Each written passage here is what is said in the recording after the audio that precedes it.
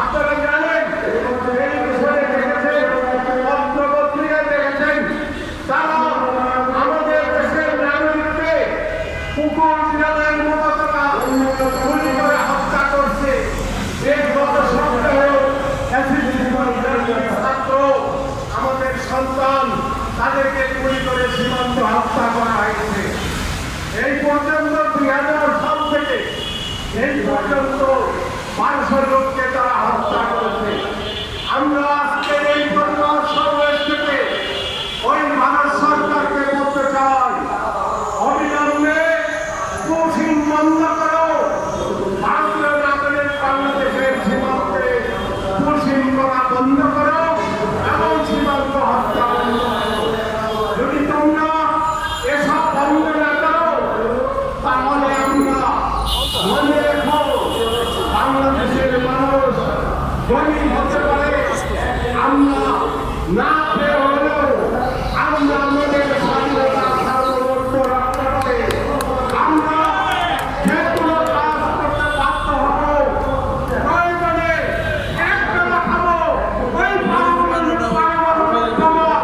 আমরাও তৈরি করবো।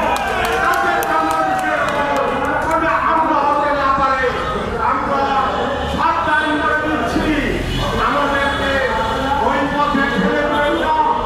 উদ্ধার করলে আমাদের বন্ধুদেশ, আমরা প্রয়োজনে উত্তর কোরিয়ার সহায়তা নেব। চীন আমাদের বন্ধুদেশ, আমরা তাদের সহায়তা নেব। রাশিয়া আমাদের বন্ধুদেশ, তাদের সহায়তা নেব। ইরান আমাদের ভাই, আমরা তাদের সহায়তা নিয়ে আমরা এই পারমাণবিক বোমা আমরাও একদিন বানাতে সক্ষম হব। তুমি ভারত আমাদেরকে আর আঙ্গুল করে কথা বলতে পারবে না, আমরা সেই পথে এগিয়ে যাব। তাই বন্ধুগণ, আমি মিডিয়ার ভাই বন্ধুদের বলবো, আপনারা এই যে খুশি এবং সীমান্ত হত্যা নিয়ে সোচ্চার হন। মানুষের কাছে কাছে আপনাদের খবর, আপনাদের বার্তা আপনারা আমাদের বার্তা আপনারা পৌঁছে দিন।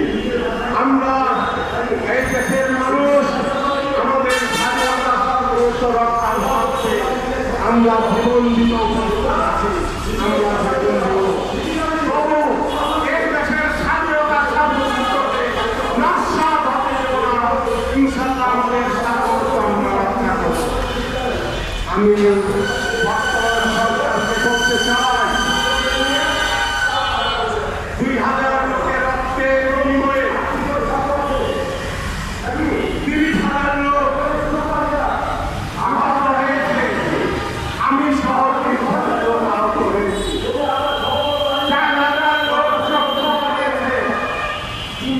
এই রক্তের বিনিময়ে যে নতুন বাংলাদেশের স্বপ্ন আমরা দেখেছি, সেই জুলাই জাতীয় সনদ আপনারা বাস্তবায়ন করুন।